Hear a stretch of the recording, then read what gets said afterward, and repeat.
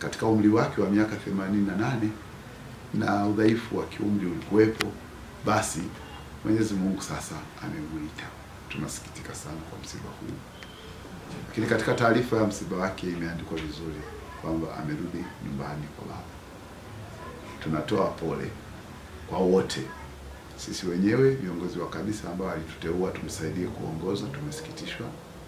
Lakini tunajua kwamba watu wote wenye mapenzi mema wanasikitishwa na msiba huu. Tunatoa pole kwa wote. Yeye hakuogopa kufa. Daima alikuwa anatoa ujumbe wa matumaini kwa watu. Na ndio maana hata alipoanzisha mwaka huu wa jubilei, kauli mbiu ikawa sisi ni mahujaji wa matumaini. Tuko duniani tunahiji na nguvu yetu ni tumaini tulilonalo. Sasa kauli mbiu hii tumetembea nayo na tunaendelea nayo kwa mwaka huu wote, tukisisitiza sana kwamba tusipoteze tumaini, na pale pasipokuwa na tumaini, kazi yetu sisi wenye matumaini tupeleke matumaini. Kwenye waraka wake wa kuanzisha wa kutangaza jubilei hii alituambia tusiache hata mara moja kuwafikiria watu walio katika hatari ya kupoteza matumaini.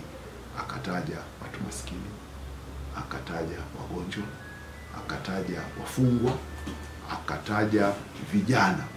Akasema dunia lazima iwasaidie vijana wasipoteze matumaini, kwa sababu wanapoteza matumaini wanaingia kwenye msongo wa mawazo, wanaingia kwenye matumizi haramu ya dawa haramu za kulevya, na wanaweza kuumiza, wakajiumiza, wakajiangamiza. Sasa tuwape matumaini.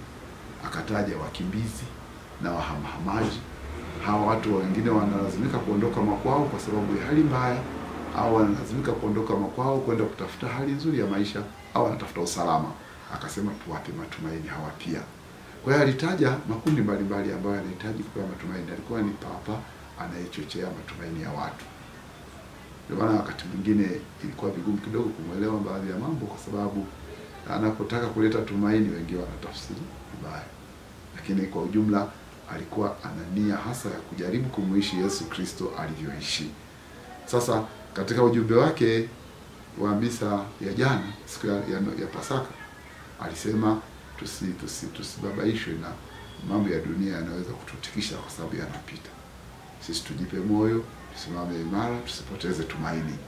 Basi na baada ya hapo, baada ya hayo mahubiri yake mazuri, ndio tunaambiwa sasa ameitwa